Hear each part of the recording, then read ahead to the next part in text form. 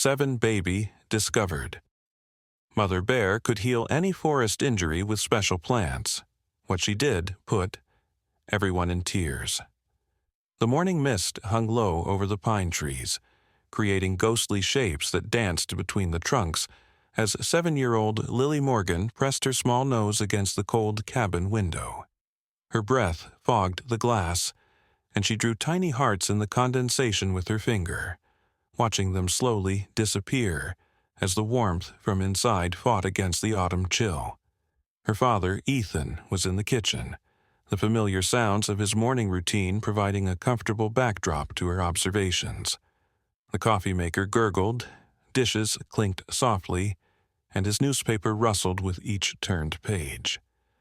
But Lily's attention was entirely focused on the forest edge, where something had been calling to her for days now. A feeling she couldn't quite explain, like a whisper just beyond hearing or a memory she couldn't quite grasp.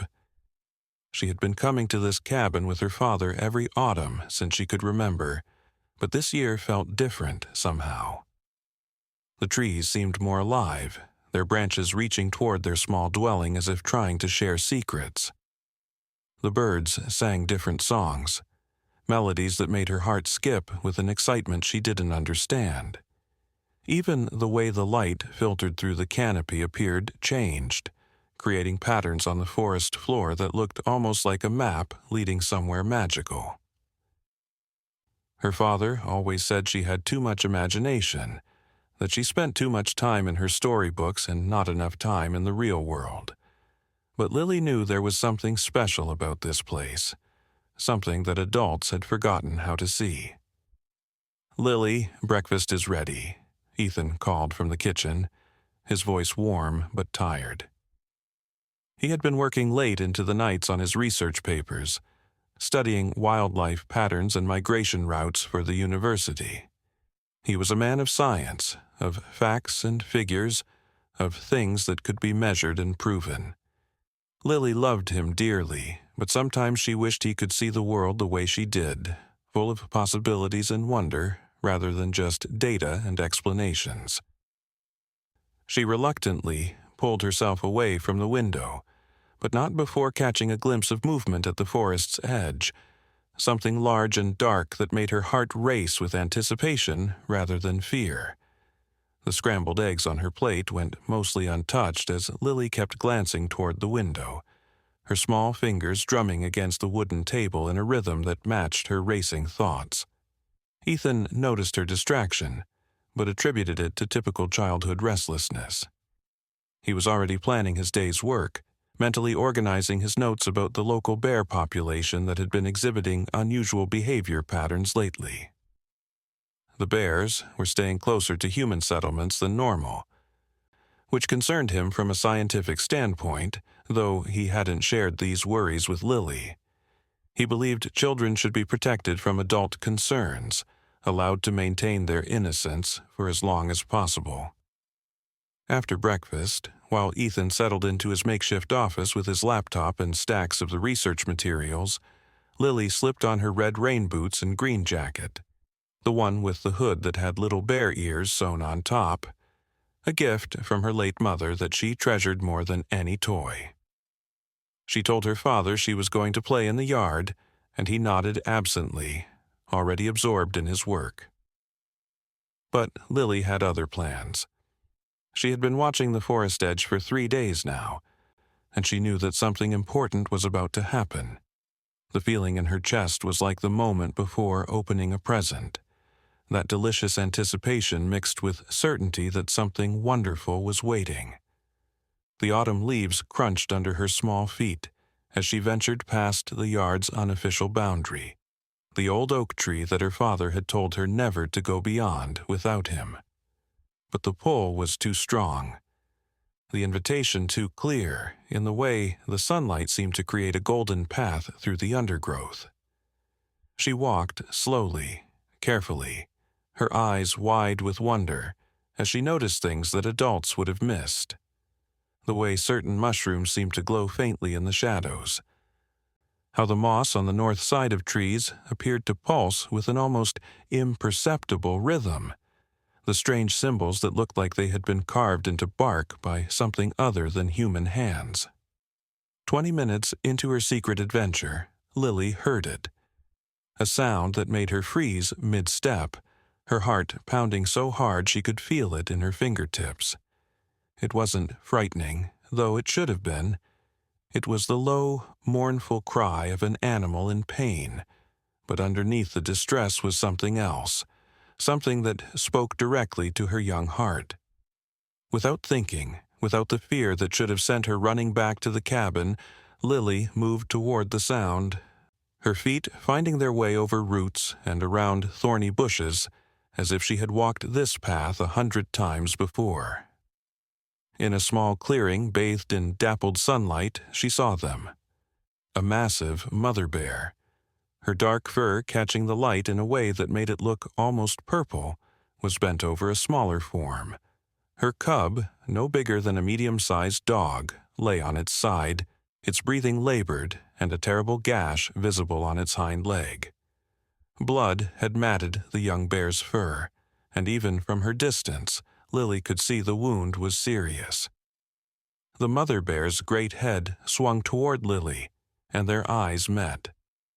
In that moment something passed between them, an understanding that transcended species and age. The bear didn't growl or charge.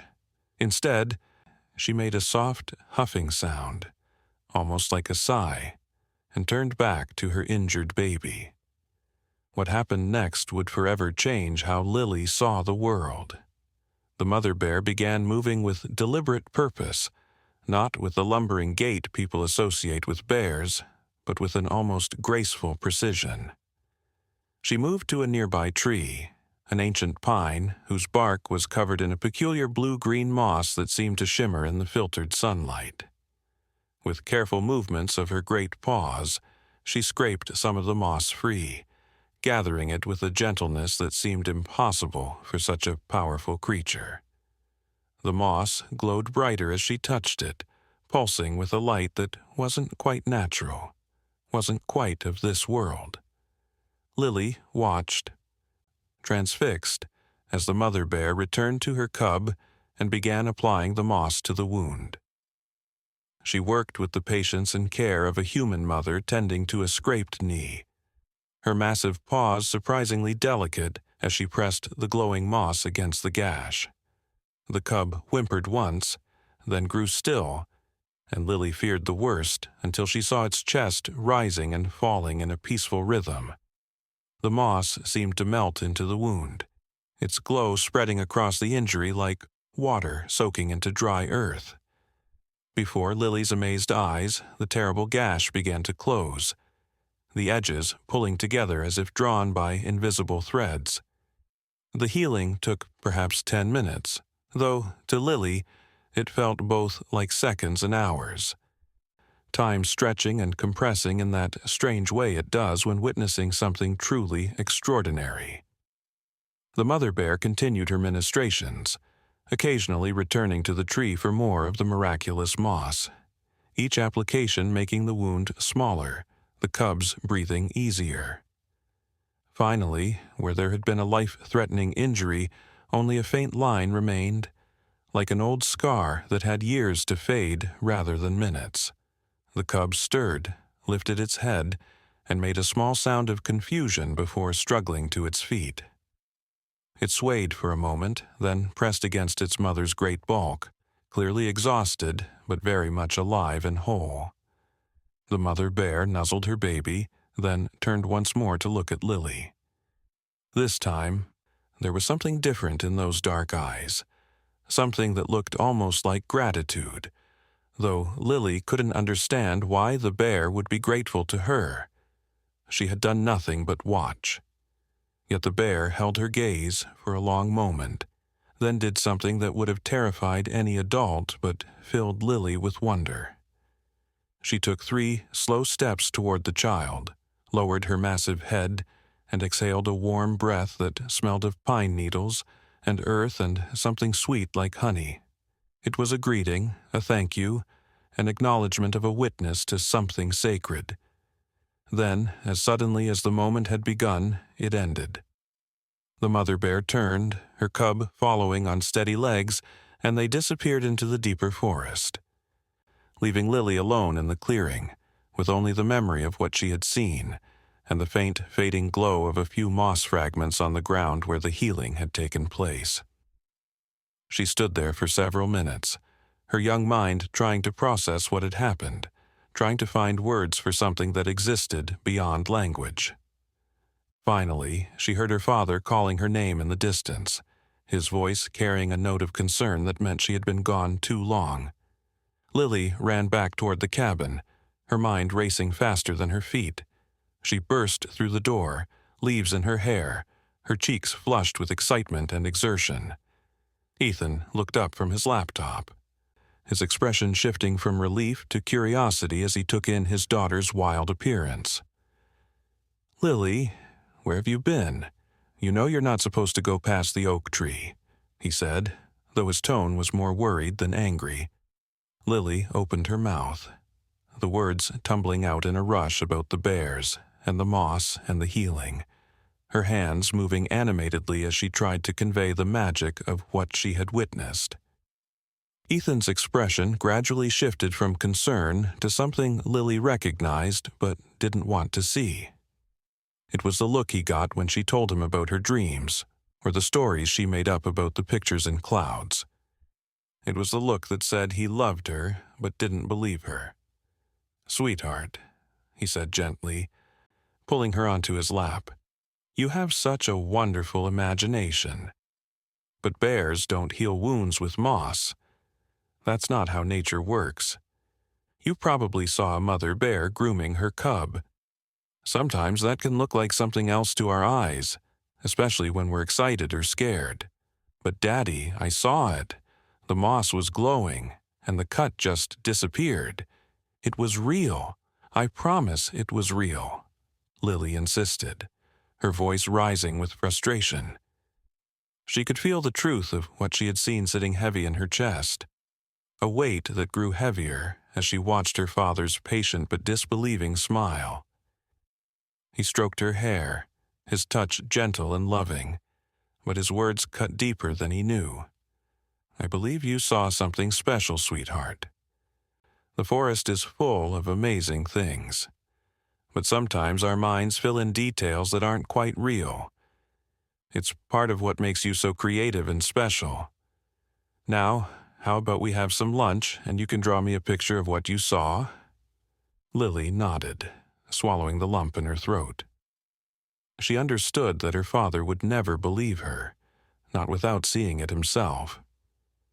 As she sat at the kitchen table with her crayons and paper, carefully drawing the mother bear and the glowing moss, she made a decision. She would keep visiting the forest.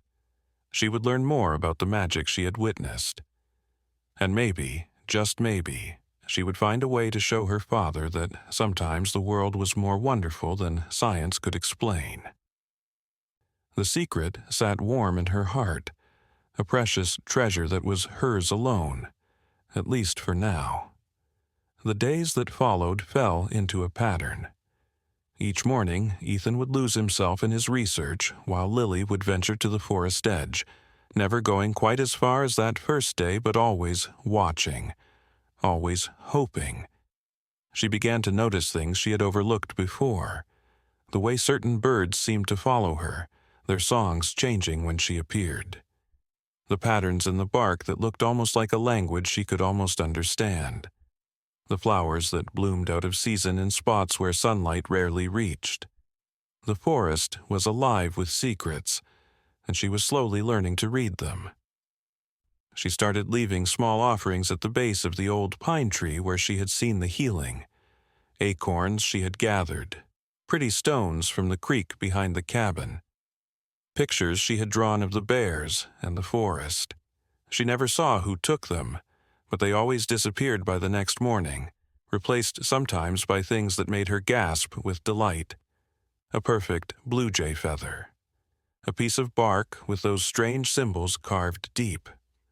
Once, a small pile of the same blue-green moss, though it no longer glowed, feeling ordinary under her tentative touch. She kept these treasures in a small box under her bed, evidence of a connection she couldn't explain but cherished deeply. Ethan, meanwhile, was growing increasingly puzzled by his research data. The bear population was indeed behaving unusually, but not in the concerning way he had initially thought. They seemed healthier than any population he had studied before. Injuries that should have been visible on certain tagged individuals had seemingly vanished. Cubs that had been reported as sickly by other researchers were thriving. He attributed it to a particularly good year for food sources, maybe an unknown genetic advantage in this particular group. He never connected it to his daughter's wild story about healing moss, though she watched him work with knowing eyes. One afternoon, as rain pattered against the cabin windows, Lily sat beside her father as he reviewed trail camera footage from the deeper forest. She pretended to read her picture book, but her attention was entirely on the laptop screen. Her heart nearly stopped when she saw a familiar shape move across one frame. It was the mother bear, and she appeared to be carrying something in her mouth, something that gave off a faint luminescence even in the grainy night vision footage. Ethan frowned, rewinding the footage, adjusting the contrast and brightness. "That's odd," he muttered, more to himself than to Lily. "Almost looks like bioluminescence, but that's impossible. Must be a reflection or camera malfunction." Lily bit her tongue to keep from crying out that it wasn't impossible, that she had seen it with her own eyes. But she knew he wouldn't believe her. Adults, she was learning, had a remarkable ability to explain away anything that didn't fit their understanding of the world. They called it being rational, but to Lily, it seemed more like voluntary blindness. She watched as her father made a note about the camera anomaly and moved on to the next file, dismissing the evidence that was right in front of him. That night, she drew a new picture, this one showing her father with his eyes covered by his hands, while all around him the forest glowed with magic he refused to see. The next morning dawned crisp and clear, one of those perfect autumn days when the air itself seemed to sparkle with possibility. Lily woke before her father, dressed quietly, and slipped out of the cabin with a piece of toast clutched in her hand. She had dreamed about the bears all night, dreams that felt more like memories or messages than simple nighttime imaginings. In her dream, the mother bear had been standing at the edge of a grove she had never seen before, a place where the trees grew in a perfect circle and the ground was carpeted with the glowing moss. The bear had looked at her with those knowing eyes and had seemed to be waiting.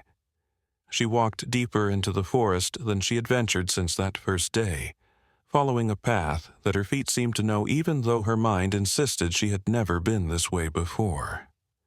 The morning light filtered through the canopy in long, golden shafts, and the air smelled of pine resin and damp earth, and something else, something sweet and wild that made her think of the breath the mother bear had exhaled onto her face. Birds called overhead, their songs seeming to guide her forward, and more than once she could have sworn she heard her name carried on the wind, though when she stopped to listen, there was only the rustle of leaves. After what felt like hours but was probably only 30 minutes, Lily found herself at the edge of a small grove, and her breath caught in her throat. It was exactly as she had seen in her dream.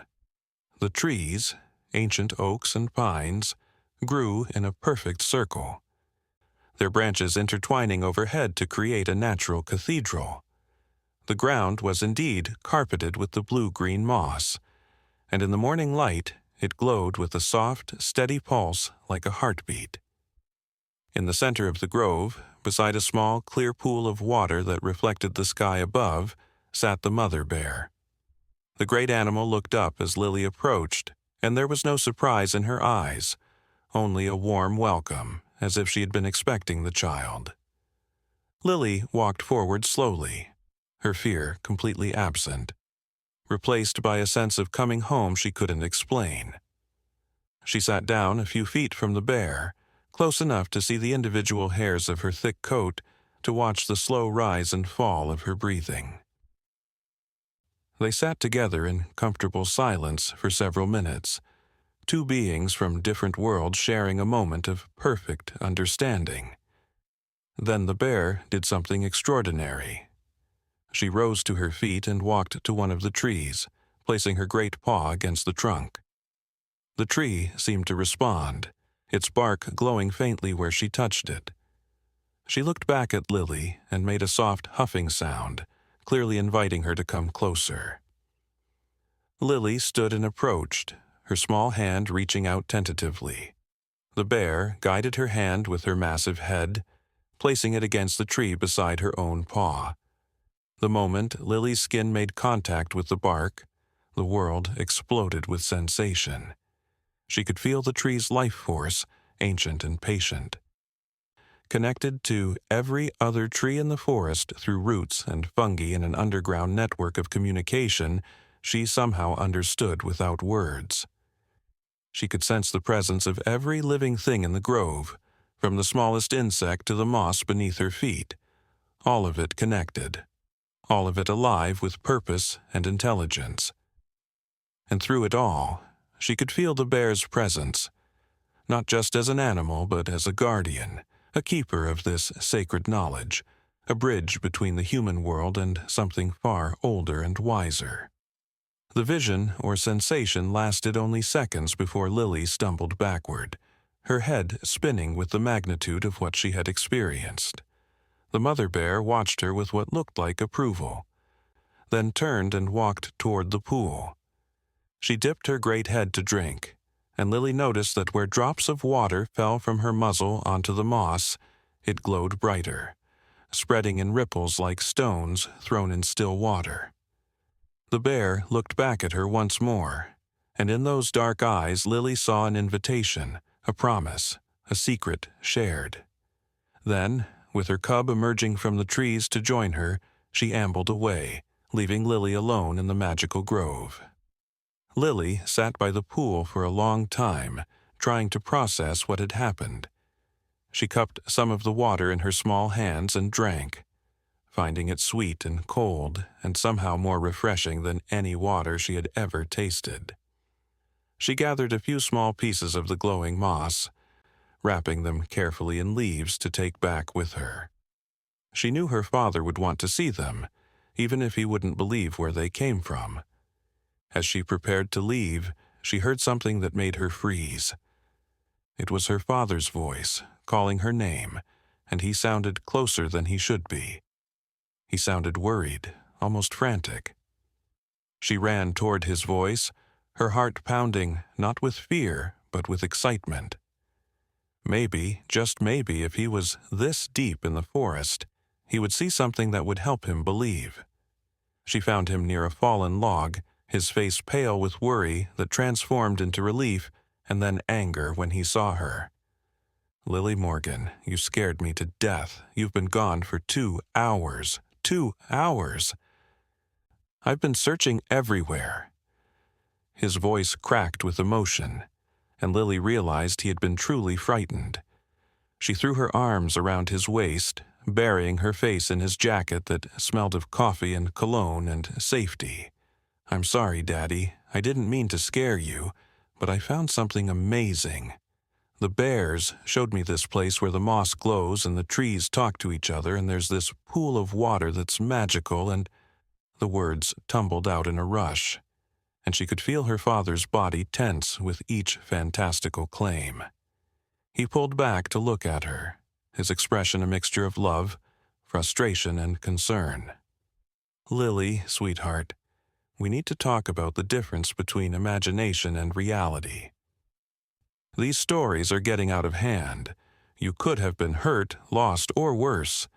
Bears are dangerous animals, not fairy tale creatures." Before Lily could protest, before she could show him the moss she had gathered, they heard it. A low growl that made Ethan immediately push Lily behind him. From the undergrowth emerged not the mother bear, but a different one. A male, larger and more aggressive in his posture. Ethan's hand went to the bear spray on his belt, his body tense with the preparation for fight or flight.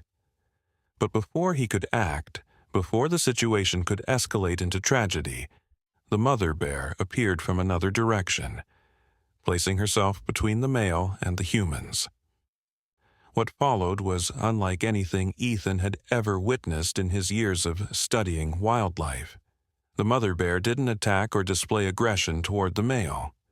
Instead, she made a series of vocalizations he had never heard before, sounds that seemed almost like language. The male bear's posture changed, his aggression melting away into something that looked like confusion, then understanding. He looked at the humans once, snorted, and lumbered away into the forest. The mother bear turned to look at Ethan and Lily, and in that moment Ethan saw something in her eyes that challenged everything he thought he knew about animal intelligence. The bear approached them slowly, and Ethan's every instinct screamed at him to run, to protect his daughter, but Lily's small hand in his gave him pause. She wasn't afraid. In fact, she was tugging him forward. "It's okay, Daddy. She won't hurt us. She's my friend." The words should have terrified him further, but there was something in his daughter's absolute confidence, in the bear's measured approach, that kept him rooted to the spot. The bear stopped just a few feet away, close enough that he could see the intelligence in her eyes, the deliberate nature of her movements. Then she did something that shattered Ethan's scientific worldview. She turned and walked toward a specific tree, looking back at them in clear invitation.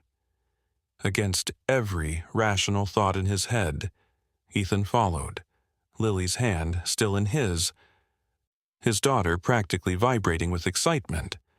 The bear led them through the forest with obvious purpose, and Ethan noticed things he had overlooked in his panic to find Lily. The unusual patterns in the vegetation, the way certain plants grew in impossible abundance, the occasional glimpse of that blue-green moss his daughter had described, though it looked ordinary in the daylight. They emerged into the grove, and Ethan's breath left him in a rush. Even to his skeptical eyes, there was something extraordinary about this place. The perfect circle of trees, the clarity of the pool, the sense of age and peace that seemed to emanate from every surface. The bear sat by the pool and watched them, waiting. Lily pulled her father forward, her voice excited but reverent. "This is it, Daddy. This is the special place. Touch the tree like she showed me." Ethan wanted to refuse, wanted to maintain his rational distance, but the scientist in him was curious despite himself.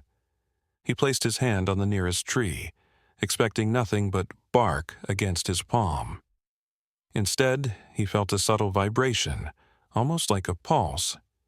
His scientific mind immediately began forming explanations about sap movement, electrical charges in living wood, perfectly natural phenomena. But as he stood there, his hand against the ancient oak, watching his daughter smile up at him with such hope, watching a wild bear sit peacefully just yards away as if standing guard, he felt the first crack in his certainty that the world was exactly as he had always understood it to be. The bear rose and moved toward them one final time. She paused beside Lily, who reached out without fear to touch the thick fur. Then the bear looked directly at Ethan, and he could have sworn he saw something like amusement in those dark eyes, as if she knew exactly how much his worldview was struggling to accommodate what he was experiencing. She huffed once, a sound that seemed almost like laughter, then turned and disappeared into the forest, leaving father and daughter alone in the grove. They stood there for several minutes in silence, Ethan trying to process what had happened while Lily simply enjoyed having shared her secret with her father. Finally, he spoke, his voice uncertain in a way she had never heard before. "Lily, I don't understand what just happened. That bear, she acted like she understood us, like she was protecting us from the male, and this place. He looked around the grove again, his scientific mind still searching for rational explanations, but finding them increasingly inadequate. Lily squeezed his hand and looked up at him with those wise young eyes that sometimes made her seem older than her years. You don't have to understand everything, Daddy. Sometimes things are just magical, and that's okay. The forest has secrets, and now we're part of them. The bear trusts us, and we need to trust her too. Ethan looked down at his daughter, the small person who seemed to navigate mysteries with such ease, and felt a shift in his perspective. Maybe, just maybe, there were things in the world that existed beyond the reach of scientific explanation. And maybe that was not a failing of science, but an invitation to expand his understanding.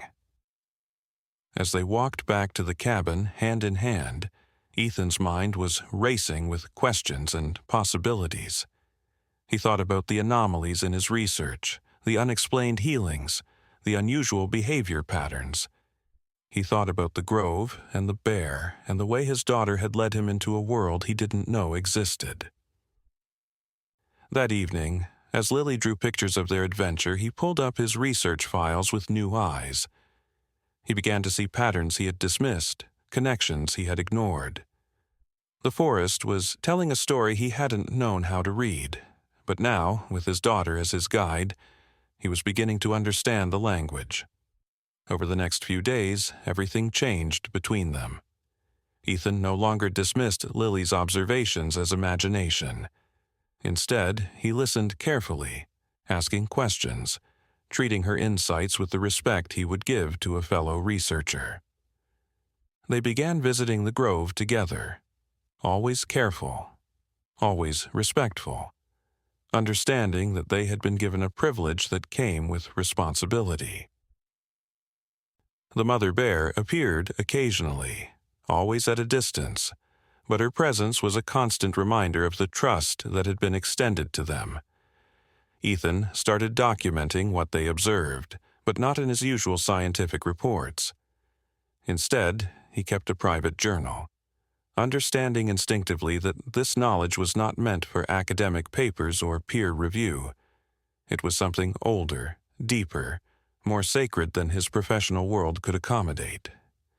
He watched as Lily seemed to develop an even deeper connection to the forest, sometimes knowing when animals were near before they appeared, sometimes finding healing moss in places where it shouldn't grow, always treating these gifts with the reverence they deserved.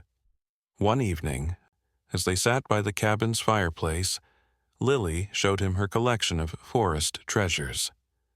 The feathers, the carved bark, the now dry moss that still held a faint luminescence in the firelight. She told him stories about each piece when she had found it, what she thought it meant. Ethan listened with the attention he had once reserved for conference presentations, understanding that his daughter was teaching him something more valuable than any academic knowledge. She was teaching him to see with wonder, to accept mystery, to find magic in the margins of the known world. "Daddy," Lily said as she carefully returned her treasures to their box, "do you think other people know about the magic? Or is it just for us?"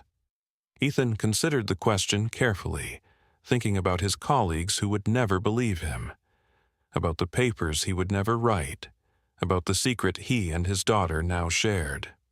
"I think," he said slowly, "that the magic shows itself to people who are ready to see it, people who can be trusted with it, and right now, that's us. We're the guardians of something special, you and I." Lily nodded solemnly, understanding the weight of what her father was saying.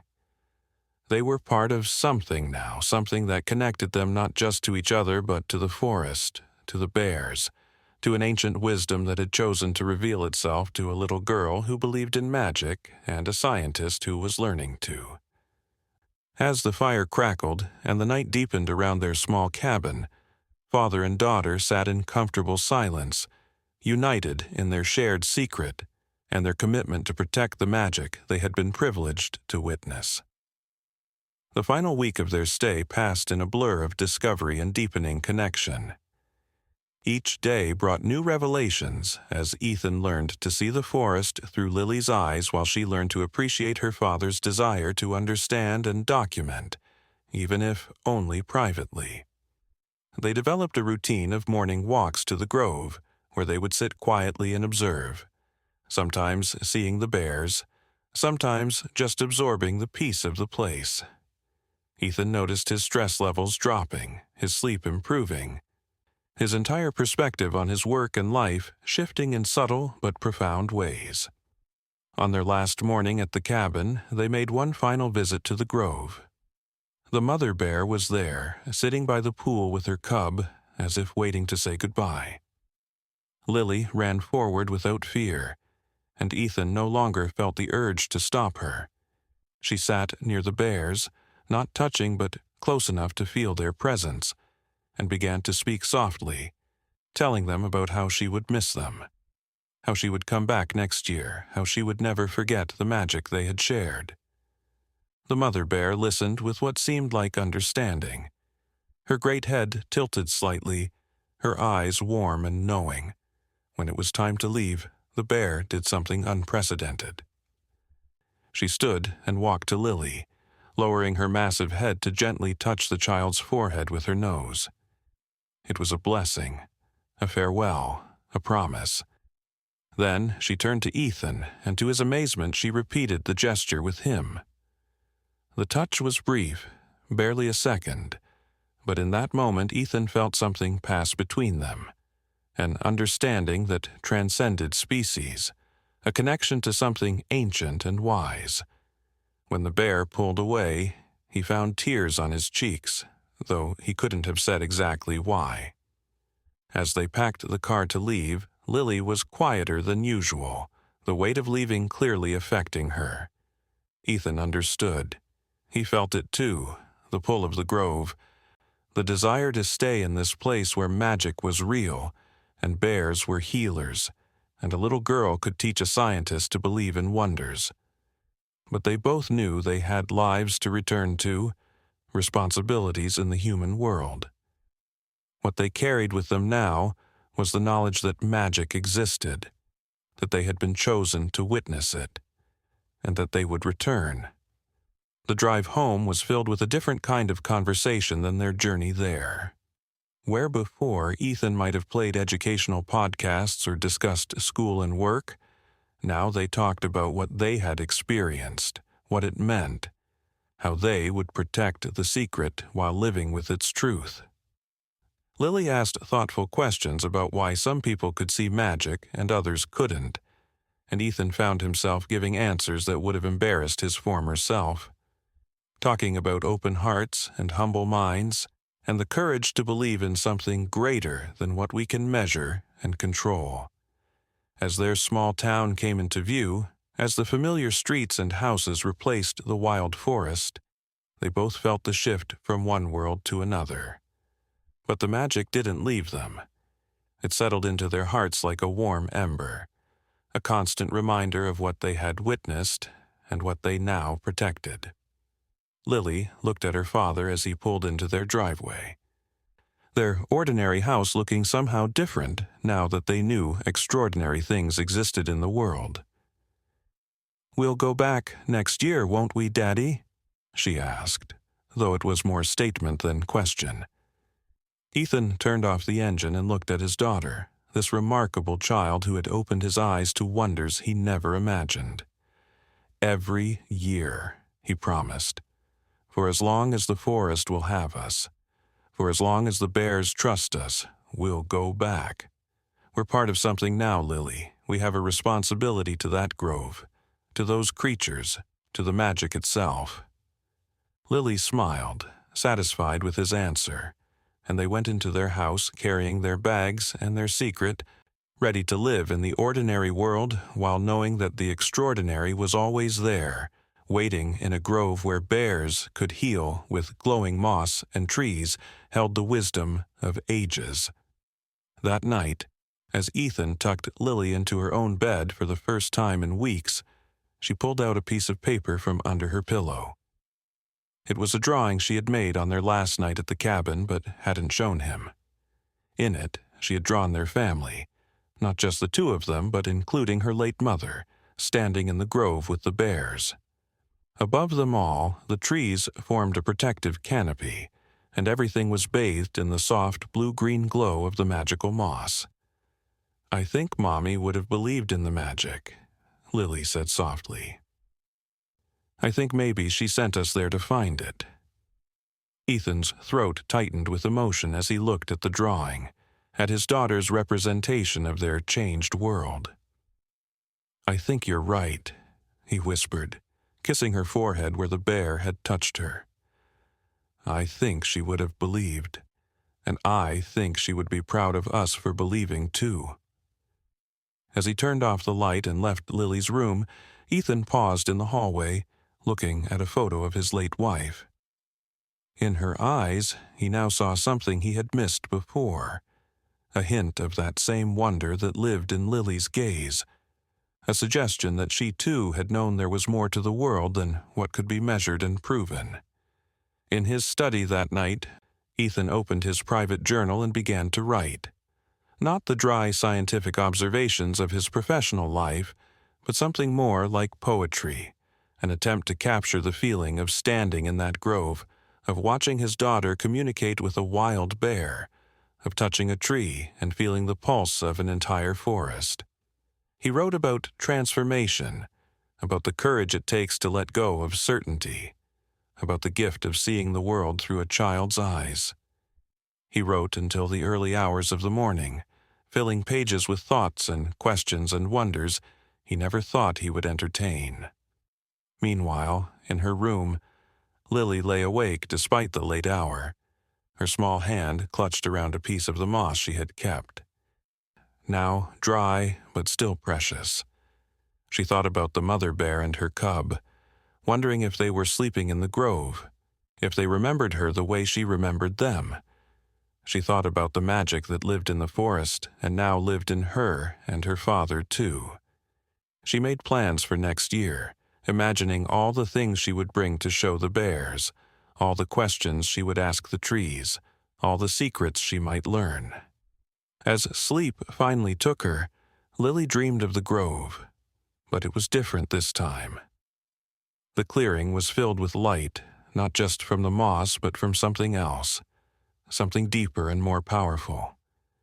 In her dream, she saw other children there, from different times, all of whom had been chosen to witness the magic, to protect it, to carry it forward. She saw her father as a young boy, though he didn't remember it, touching the same trees, seeing the same wonder. She saw her mother there too, young and laughing, her hand on a bear that might have been the mother of the one Lily knew. She understood then that the magic wasn't new, wasn't just theirs. It was an ancient trust, passed down through generations to those who could see with clear eyes and open hearts. When morning came, bringing with it school and work and all the ordinary demands of life, both Ethan and Lily carried their secret like a talisman.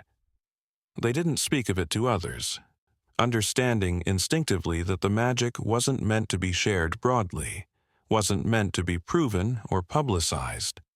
It was meant to be protected, cherished, passed on carefully to those who were ready, but between them, in quiet moments, in shared glances when someone spoke of the impossibility of magic, in drawings left on desks and notes tucked into lunchboxes, they kept the wonder alive. Weeks passed, then months. Winter came to their small town, covering everything in snow, making the memory of the autumn forest seem like a dream. But Lily knew it was real. She had her treasures, her drawings, her father's new way of seeing the world that proved it had all happened. She noticed changes in herself, too. She was more patient with classmates who struggled to understand things that came easily to her, remembering how her father had struggled to understand the magic. She was more observant of the natural world, even in their suburban environment, seeing connections and patterns that others missed. She was keeper of a secret that made everything else seem both more important and less serious, a perspective that served her well.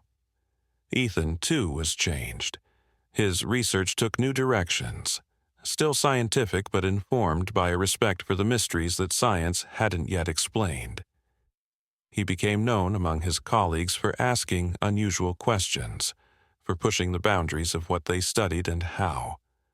Some thought he had become eccentric, but his work improved, became more innovative, more insightful. He never spoke of the Grove or the Bears, but the experience informed everything he did, a constant reminder that the world was far more complex and wonderful than any academic discipline could fully capture. As winter deepened, they began planning their return to the cabin, marking days on the calendar, making lists of things to bring and observe.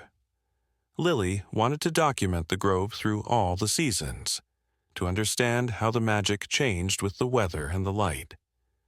Ethan wanted to study the moss more carefully, to understand its properties without destroying its mystery. They both wanted to see the Bears again, to reinforce the connection that had been established, to prove to themselves that it had all been real. One snowy evening, as they sat together looking through Lily's drawings from their trip, the doorbell rang.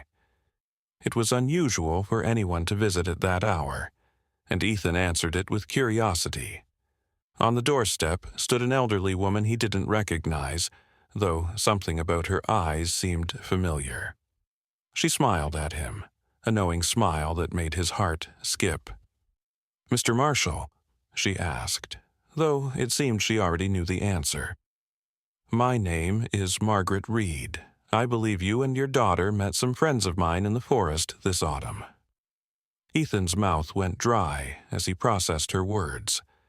He wanted to deny it, to protect the secret, but something in her expression told him she already knew. "How did you—" he began, but she raised a gentle hand to stop him. "May I come in? I have some things to share with you and young Lily, things about the Grove, about the Bears, about the responsibility you've inherited." Ethan found himself stepping aside, inviting this stranger into his home, somehow knowing that she was part of the magic, another guardian of the secret they had discovered. Lily appeared at the top of the stairs, drawn by the voices, and when she saw the woman, her face lit up with recognition, though they had never met. "You know about the Bears," she said, not a question but a statement of fact. Margaret smiled warmly at her. "I do, dear one. I've known them for many years, just as my mother knew them, and her mother before her. The forest chooses its guardians carefully, and it seems it has chosen well with you two." She settled into their living room as if she belonged there, and over cups of hot chocolate, she told them stories that confirmed everything they had experienced and hinted at mysteries yet to be discovered. Margaret explained that the Grove was one of several places where the old magic still lived, protected by those who could see it and believe in it. The Bears were guardians too, she said, intermediaries between the human and natural worlds, teaching those who were ready about the deeper connections that bound all living things. The healing moss was just one manifestation of this ancient power, a gift that must be used wisely and protected fiercely. She spoke of others who knew the secret, a loose network of protectors who watched over these sacred spaces, ensuring they survived in an increasingly skeptical world. As the evening wore on, Margaret taught them things they needed to know: how to recognize others who had been touched by the magic, how to protect the Grove from those who would exploit it, how to nurture their connection to the forest even when they were far away. She gave Lily a small journal, its pages blank, but somehow seeming to shimmer with potential. "For your observations," she said. "The forest will teach you to read its language, and this will help you remember. To Ethan, she gave a small vial of water from the Grove's pool. "For when you doubt," she said simply, a reminder that what you experienced was real. Before she left, Margaret stood at their door and looked at them both with those knowing eyes. "The magic isn't just in the forest," she said. "It's in you now, part of you. You'll find it appearing in unexpected places, in small synchronicities, in moments of connection with the natural world. Trust it, nurture it, and when the time comes, you'll know who to share it with." Then she was gone, leaving only footprints in the snow that seemed to glitter in the porch light, and the faint scent of pine and earth that lingered in their living room. The news arrived on a gray February morning, when the world outside was locked in winter's grip, and the memory of the magical grove seemed like something from another lifetime. Lily was eating her breakfast, absently drawing patterns in her oatmeal while Ethan read through his emails, when the phone rang with a call that would change everything. It was Ethan's sister, Jessica Brooks, her voice tight with barely controlled emotion as she delivered the news that their mother, Lily's grandmother Savannah, had taken a sudden turn for the worse. The doctors had run every test, tried every treatment, but her condition was deteriorating rapidly, and they were running out of options. The words fell into their quiet morning like stones into still water, sending ripples through their carefully maintained normalcy. Ethan's hand trembled as he set down the phone, his face pale as he looked at his daughter, trying to find words to explain something that seemed impossible to accept. Savannah had always been the strongest person he knew, a force of nature who had raised him and Jessica alone after their father passed, who had never missed one of Lily's school plays or birthdays despite living 3 hours away. She was the one who had taught him to see wonder in the world, though he had forgotten that lesson until recently, buried it under years of academic rigor and scientific skepticism.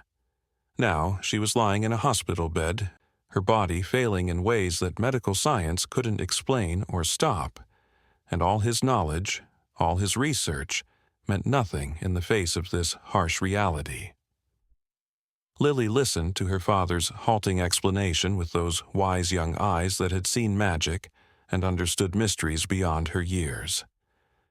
She didn't cry, though Ethan could see the pain building behind her careful composure. Instead, she stood up from the table, walked to her room, and returned with the small vial of Grove water that Margaret Reed had given them. She held it up to the light, watching the way it seemed to capture and reflect something more than just the weak winter sun. And Ethan could see the moment when the idea formed in her mind, the same idea that had been struggling to surface in his own thoughts since he heard the news. "Daddy," she said quietly, her voice steady despite the tears that had finally begun to fall. "We have to go back to the Grove. We have to ask the bears for help. They healed the cub, remember? Maybe they can help Grandma too." Ethan wanted to say no, wanted to explain that human illness was different from animal injuries, that they couldn't possibly make the journey in winter, that it would be dangerous and foolish to pin their hopes on something so uncertain. But looking at his daughter's face, remembering the miracle he had witnessed with his own eyes, feeling the weight of his mother's situation pressing down on him, he found himself nodding slowly, his scientific skepticism crumbling in the face of desperate hope. They packed quickly, throwing winter clothes and supplies into the car with an urgency that bordered on frantic. Ethan called Jessica to tell her they were coming but would be delayed by a stop they needed to make, unable to explain the real reason, knowing she would think he had lost his mind if he tried. The drive to the forest was treacherous, the roads icy and dangerous, winter having transformed the familiar route into something alien and threatening. But Lily sat in the passenger seat with her eyes closed, her small hand clutching the piece of dried moss she always carried now. and she seemed to be navigating by some internal compass that had nothing to do with roads or maps. The cabin was cold and dark when they arrived, buried under 2 feet of snow, looking abandoned and somehow smaller than it had in autumn. Ethan worked to get the heat running while Lily stood at the window, staring out at the forest that was transformed by winter into something that seemed both more dangerous and more magical. The trees were bare, except for the evergreens, their branches creating stark patterns against the gray sky, and everything was muffled by snow, creating a silence that felt almost alive. There were no bird songs now, no rustle of small animals in the underbrush, just the occasional crack of ice breaking on branches, and the soft whisper of wind through pine needles. "They're still here," Lily said suddenly, her breath fogging the window. "I can feel them. They're waiting." Ethan joined her at the window, seeing nothing but winter forest, but trusting his daughter's connection to this place that had proven itself beyond his understanding. They bundled up in every piece of winter clothing they had brought, Ethan checking and rechecking their supplies, his practical mind insisting on preparation even as his heart urged speed. They had flashlights, rope, emergency supplies, things that seemed almost insulting to bring into a place of magic, but that his paternal instincts wouldn't let him leave behind. The forest in winter was a different world entirely. Where before they had walked on soft earth and fallen leaves, now they struggled through deep snow that came up to Lily's waist in places. Ethan had to carry her often, his breath coming in harsh gasps as he fought through the drifts, following a path that should have been impossible to find, but that seemed to reveal itself step by step. The cold was brutal, biting at any exposed skin, making their eyes water and their lungs burn. Several times, Ethan thought about turning back, about the danger he was putting his daughter in, but each time Lily would point ahead with absolute certainty, and he would find the strength to continue. It took them 3 times as long to reach the grove as it had in autumn, and when they finally stumbled into the clearing, Ethan's first thought was that they had somehow come to the wrong place. The grove in winter was transformed, the pool frozen solid, the trees bare and skeletal, the magical moss hidden under a thick blanket of snow. There was no sign of the bears, no indication that this place held any power at all. It looked abandoned, forgotten, just another patch of forest locked in winter's grip. Ethan felt despair rising in his chest, the foolishness of their journey crashing over him like a wave. But Lily walked forward with purpose, her small feet finding their way to the exact center of the grove, despite the snow that obscured all landmarks. She knelt down and began to dig with her mittened hands, pushing aside snow until she revealed a small patch of the blue-green moss, dormant but unmistakably the same magical growth they had seen before. She placed both hands on it and closed her eyes, her lips moving in what might have been a prayer or a call, or simply a child's pure expression of need. For long moments nothing happened, the silence of the winter forest pressing in on them like a physical weight. Then, so faintly that Ethan thought he might be imagining it, the moss began to glow. Not the vibrant pulse of autumn, but a slow, steady light like embers in a dying fire. The glow spread outward from where Lily touched it, creeping across the ground under the snow, creating patterns of light that seemed to follow the root systems of the trees. The frozen pool began to emit a soft luminescence from beneath the ice, and the air itself seemed to warm slightly, though that might have been Ethan's imagination. Lily stayed perfectly still, her concentration absolute, and Ethan found himself holding his breath, afraid that any sound might break whatever connection she had established. The mother bear emerged from the forest so quietly that Ethan didn't see her until she was already in the grove. She looked different in winter, her coat thicker, her movement slower. But her eyes held the same ancient intelligence he remembered. She approached Lily without hesitation, lowering her great head to sniff at the child's hands where they pressed against the glowing moss. Then she did something that made Ethan's heart skip. She looked directly at him and then turned to look back the way she had come, a clear invitation to follow. Lily stood up, her face serene, despite the tears that had frozen on her cheeks, and took her father's hand. The bear led them deeper into the forest than they had ever gone, following paths that no human had walked in decades or perhaps centuries. The journey was dreamlike, the cold seeming less bitter, the snow less deep, as if the bear's presence created a bubble of protection around them. They passed through stands of ancient trees that seemed to lean in as they passed, through clearings where the snow formed perfect spirals without any wind to shape them, across frozen streams that sang beneath the ice, with voices that sounded almost like words. Ethan's rational mind had long since given up trying to explain what was happening, surrendering to the mystery of it all. Finally, after what felt like hours but could have been minutes in that timeless place, they arrived at their destination. It was a hollow in the earth, protected by massive roots that formed a natural shelter. And inside, the air was warm and smelled of spring, despite the winter that raged outside. The walls were covered in the glowing moss, but here it wasn't blue-green. It was every color Ethan had ever seen, and some he hadn't, shifting and changing like aurora borealis brought to earth. In the center of the hollow, growing from a pool of water that bubbled up from some deep spring, was a single flower, unlike anything in any botanical text Ethan had ever read. The flower was massive, the size of a dinner plate, with petals that seemed to be made of condensed light. It pulsed with a rhythm that Ethan recognized as matching his own heartbeat. Then Lily's, then something deeper and older that might have been the heartbeat of the earth itself. The bear sat beside the flower and looked at them with eyes that held infinite sadness and infinite compassion. She understood why they had come, what they were asking, and what it would cost. Ethan could see it in her expression, the weight of the decision she was making, the knowledge of consequences that he couldn't begin to imagine. Lily stepped forward slowly, her hand extended toward the flower but not quite touching it.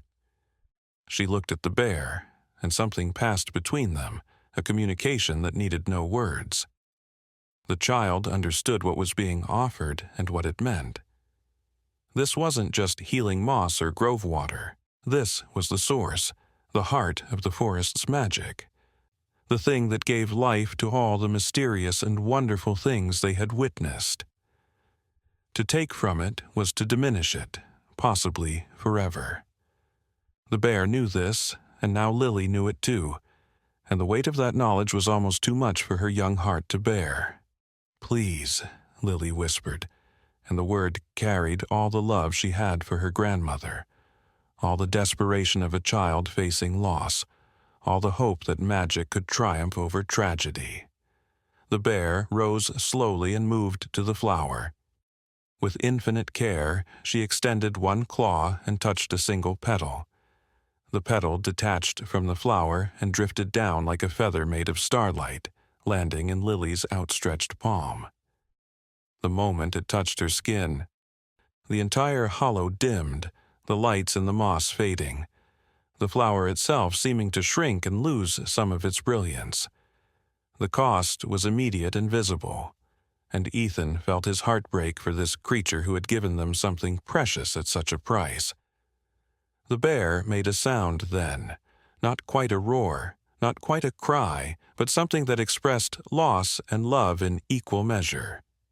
She looked at them one more time, and in her eyes Ethan saw not regret but a kind of peace, the satisfaction of a guardian who had made the right choice even when it hurt.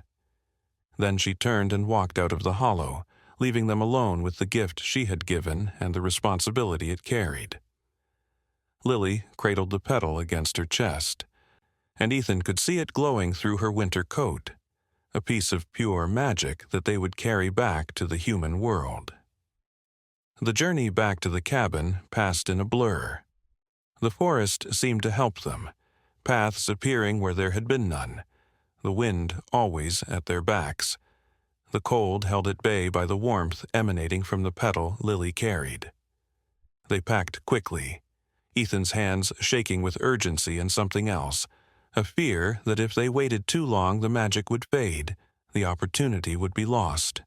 The drive to the hospital was the longest 3 hours of his life, every mile feeling like a year, every traffic light an eternity. Lily sat silent in the back seat, the petal hidden in a small wooden box that seemed to vibrate with contained power. Jessica met them at the hospital entrance, her face drawn with exhaustion and grief.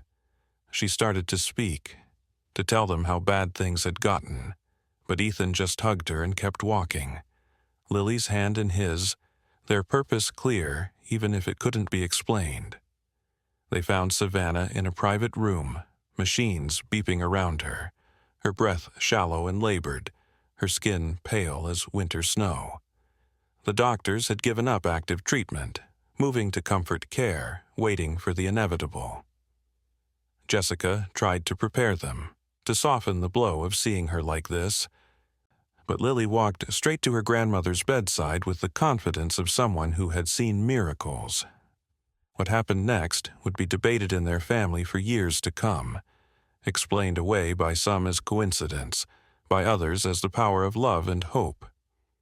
Lily opened the wooden box and took out the petal, which had dimmed during the journey but still held a soft, warm light. She placed it on her grandmother's chest, right over her heart, and then took the old woman's hand in both of her small ones.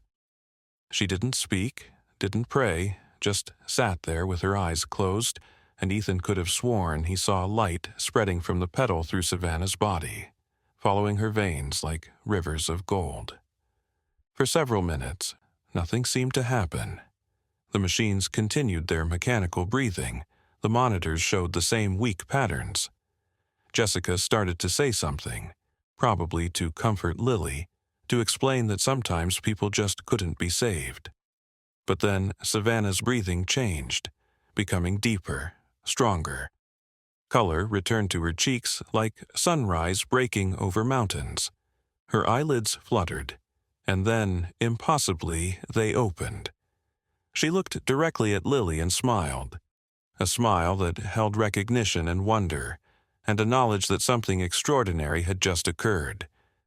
The doctors couldn't explain it. They ran tests, consulted specialists, reviewed all the data, but there was no medical reason for Savannah's recovery.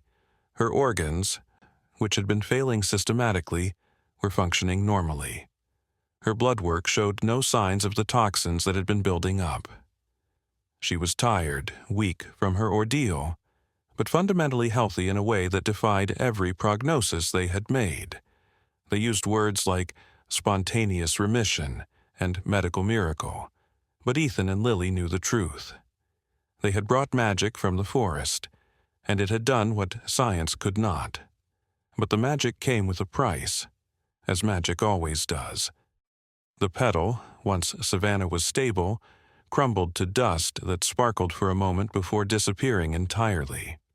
And in Lily's pocket, the piece of moss she had carried for months turned gray and lifeless, no longer holding even a hint of its former glow. She understood without being told that something had changed, that the connection she had felt to the grove was diminished, perhaps severed. The magic had been spent on this one miraculous act, and the cost was the loss of something precious and irreplaceable. Over the following days, as Savannah recovered and the family celebrated what everyone was calling a miracle, Lily was quieter than usual. She still smiled, still hugged her grandmother and told her stories, but Ethan could see the sadness in her eyes, the weight of understanding what had been sacrificed. One evening, as they sat together in Savannah's hospital room while she slept, Lily finally spoke about it. "The bear gave up something important for us," she said softly. "The flower was special, maybe the only one like it in the whole world, and now it's weaker because of what we took." Ethan pulled his daughter close, understanding the burden she was carrying. They had asked for a miracle and received it, but at a cost to the magical world that had trusted them. It was a lesson in the weight of wishes, the price of intervention, the responsibility that came with being chosen to witness and access power beyond the ordinary. He thought about the bear, wondering if she was suffering because of their request, if the forest itself was diminished. The joy of Savannah's recovery was tempered by this knowledge, creating a complex mix of gratitude and guilt that would stay with them always.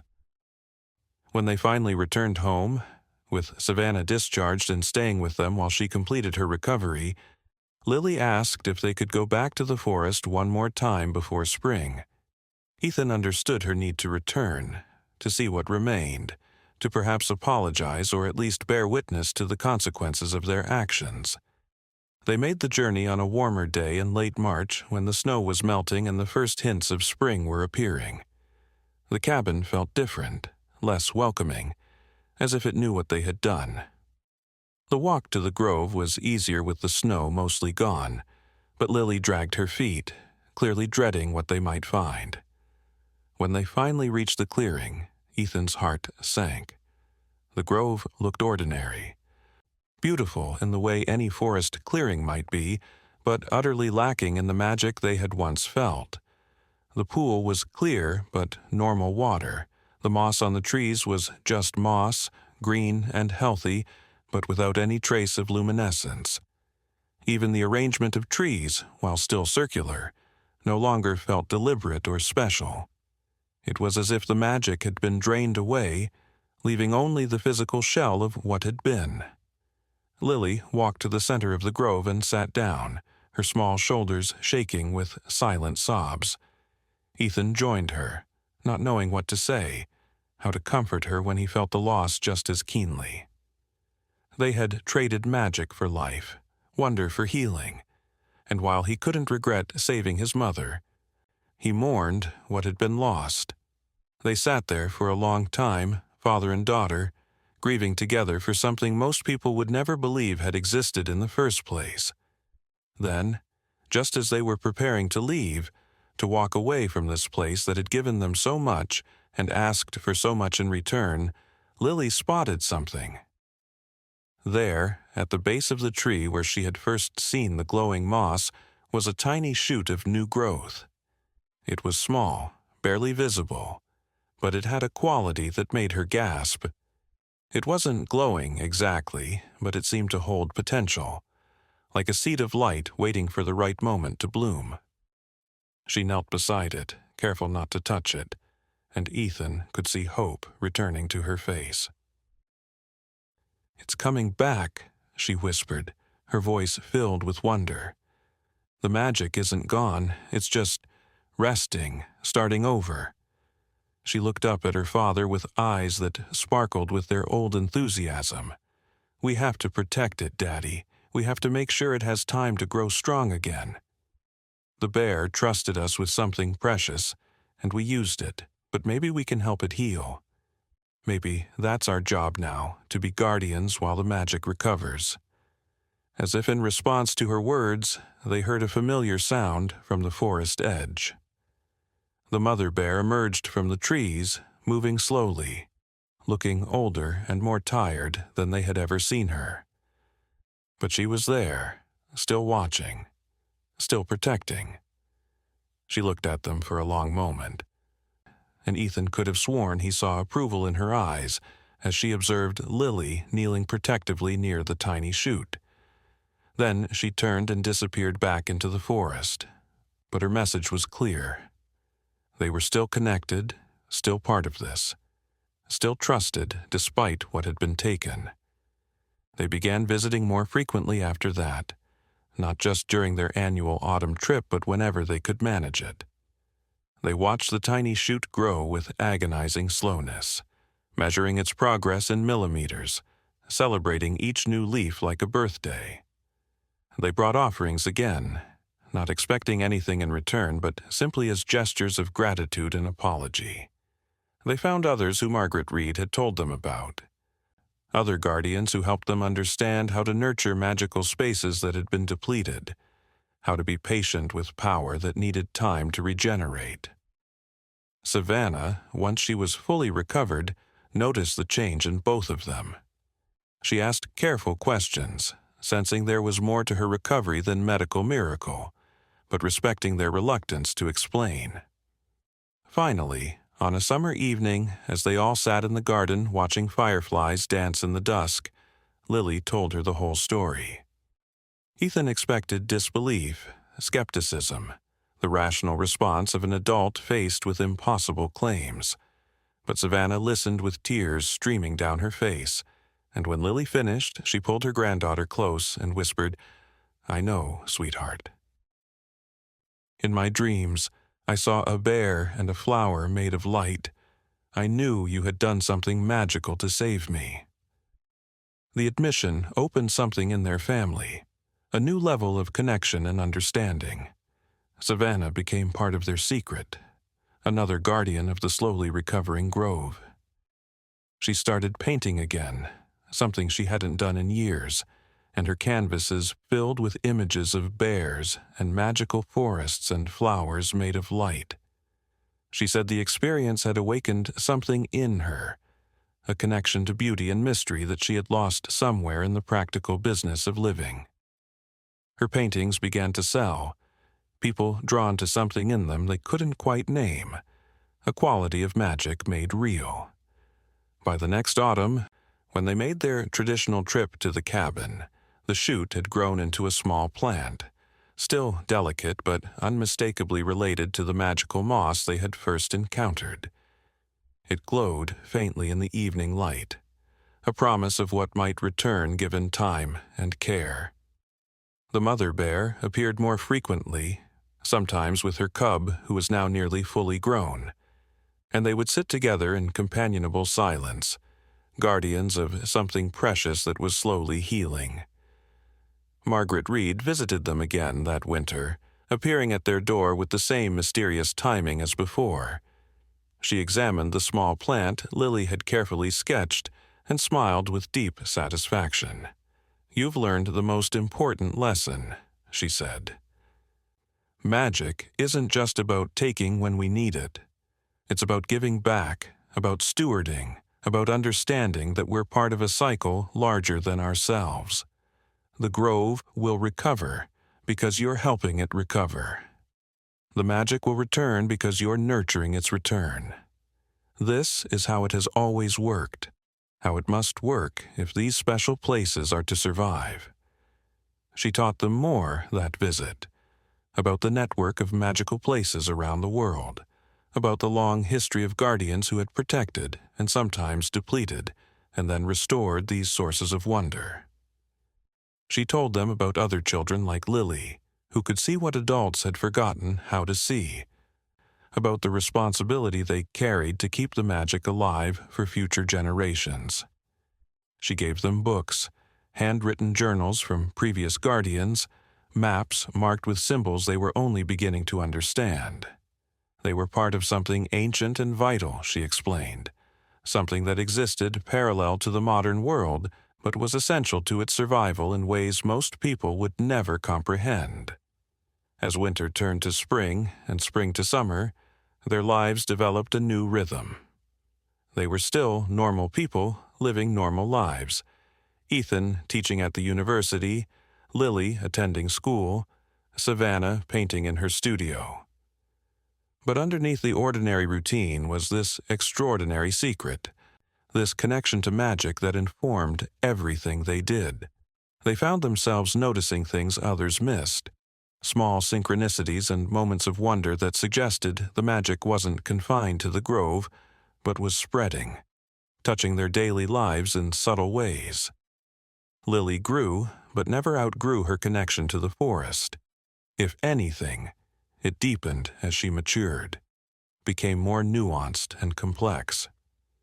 She understood now that the bear's gift hadn't just been the petal that saved her grandmother, but the lesson that came with it about sacrifice and renewal, about the weight of power and the importance of wisdom.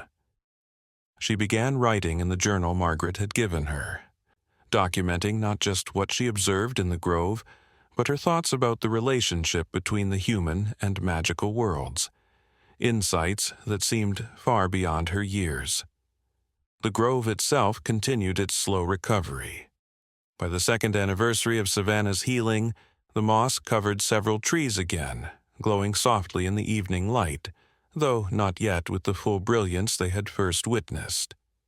The pool began to show signs of its old properties, the water taking on that crystalline quality that suggested it was more than ordinary. And deep in the forest, in the hollow where the great flower had grown, Ethan and Lily found a tiny bud, no bigger than a thimble, but unmistakably the beginning of something magnificent. The mother bear, when they showed her the bud, made a sound they had never heard from her before, something like a purr, but deeper, more resonant.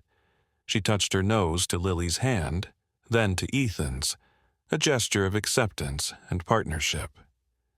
They were truly guardians now, not just witnesses but active participants in the restoration of magic. The responsibility was heavy, but also joyful, giving their lives a purpose and meaning that transcended the everyday concerns of the human world. One evening, as they sat in the grove watching the moss pulse with its growing light, Lily asked a question that had been forming in her mind for months. "Daddy, do you think the magic chose us, or did we choose it?" Ethan considered carefully, thinking about the chain of events that had brought them to this place, the seeming coincidences that now felt like destiny. "I think," he said slowly, "that we chose each other. The magic was waiting for someone who could see it, and we were ready to see. Your mother would have said it was meant to be." The mention of Lily's mother brought a comfortable silence between them, a shared missing of someone who would have loved this magical secret. But there was no sadness in it anymore, just a warm appreciation for the connection between all things, the way love and loss and magic were all part of the same great tapestry. They had learned that from the grove, from the bears, from the cycle of depletion and renewal they were witnessing. Everything was connected, everything had purpose, even the difficult parts. As summer reached its peak, they received unexpected news. Jessica called to say she was pregnant, something she and her husband had been trying for years without success. The doctors couldn't explain the sudden change, calling it another medical miracle, but Ethan and Lily exchanged knowing looks. The magic was spreading, touching their family in new ways, bringing life where there had been disappointment. When Jessica's daughter was born the following spring, she had eyes that seemed to see more than most babies, eyes that tracked things adults couldn't see, eyes that reminded everyone of Lily at that age. They brought the baby to the grove when she was 6 months old, a family pilgrimage that felt like a completion of some cosmic circle. The mother bear appeared with a new cub, the cycle of life continuing in the magical space as it did in the human world. The baby laughed when she saw the bears, reaching out her tiny hands without fear, and the moss glowed brighter than it had since the healing, responding to this new young guardian who would grow up knowing magic was real. Savannah painted the scene later from memory, the family gathered in the grove with the bears, watching benevolently, the light of recovering magic bathing everything in hope. It became her most famous painting, though critics could never quite explain what made it so powerful, what quality in it made viewers stop and stare and sometimes cry without knowing why. She knew, of course, as did Ethan and Lily and now Jessica. It was the presence of real magic, captured in paint and canvas, a window into a world that existed alongside but hidden from ordinary sight. Years passed, seasons cycling through the grove, each bringing new growth and deeper understanding. The magical flower in the hollow grew slowly but steadily, though Ethan calculated it would be decades before it reached its former glory. That was okay, they had learned. Magic wasn't meant to be rushed or forced. It grew at its own pace, in its own time, according to laws older and wiser than human impatience. Their job was simply to protect and nurture, to stand witness and guard against those who would exploit or destroy. Lily became a teenager, then a young woman, but her connection to the grove never wavered. If anything, it became more sophisticated, her understanding deepening as she studied both science and mythology, finding truths in both that pointed toward the same mysteries. She wrote papers that her teachers praised for their originality, never knowing that her insights came from direct experience with forces they considered purely theoretical or metaphorical. She was preparing, though she didn't fully realize it yet, for a life spent bridging worlds, translating magic into forms the modern world could begin to accept. The mother bear grew old, her movements slower, her fur showing gray, but she still appeared whenever they visited, still stood guard over the recovering grove, still taught them through her presence about patience and persistence and the long view of time. When she finally didn't appear one autumn, when they found her resting peacefully at the base of the tree where it had all begun, they grieved, as for a family member. But her cub, now fully grown and with cubs of her own, took up the guardianship, the responsibility passing to the next generation as it always had, as it always would. They buried the old bear in the grove with a ceremony that felt ancient, even though they made it up as they went along. Margaret Reed came, as did others from the network of guardians, people whose names they had only known from letters and phone calls. Together they sang songs without words, melodies that seemed to rise from the earth itself. The moss glowed brighter than it had in years, and for just a moment the flower in the hollow opened fully, showing them what it would become again someday, a promise of full restoration that brought tears to every eye. That night, as they sat around the cabin's fireplace, the assembled guardians shared stories of other magical places, other sacrifices and renewals, other cycles of depletion and restoration. Lily learned that what had happened with her grandmother's healing was not unique, that throughout history people had been faced with the same choice between immediate need and long-term preservation. Some had chosen wisely, some had not, but always the magic endured, adapted, found new guardians and new ways to manifest. The real magic, Margaret said as the evening grew late, isn't in the glowing moss or the healing flowers. It's in the connection between all living things, the network of consciousness that includes humans and animals and plants, and even the earth itself. The grove is just one node in that network, one place where the connection is visible and accessible. But it exists everywhere, waiting for those who remember how to see it, how to be part of it instead of separate from it. These words stayed with Lily as she grew older, as she went to college and studied ecology and anthropology, as she traveled to other sacred sites around the world, always finding the same magic expressed in different forms. She wrote books that became beloved by children and adults alike, stories that seemed like fantasy but were grounded in the deepest truths she had learned from the grove and the bears. She never explicitly revealed the real magic, understanding that it had to be discovered personally, not taught academically, but she planted seeds in every story, clues for those who were ready to see. Ethan continued his research, but with a completely transformed approach. He became known for groundbreaking work on animal intelligence and plant communication, theories that push the boundaries of accepted science while staying just within the realm of the provable. His colleagues thought he had become eccentric but brilliant, never knowing that his insights came from direct experience with consciousness that transcended species boundaries. He protected the grove's location fiercely, his research always drawing attention away from rather than toward the magical spaces he had sworn to protect. Jessica's daughter, whom they named Hope, grew up spending summers at the cabin, learning from the forest as Lily had. She had her own encounters with the bears, her own relationship with the slowly recovering magic. The tradition continued, knowledge passing from generation to generation, the secret held safe within the family, while its effects rippled outward in ways both seen and unseen. Hope brought friends sometimes, carefully chosen children who had the right kind of eyes, the right kind of hearts, expanding the circle of guardians for the future. Savannah lived for many more years, her life extended by the magic, but more importantly transformed by it.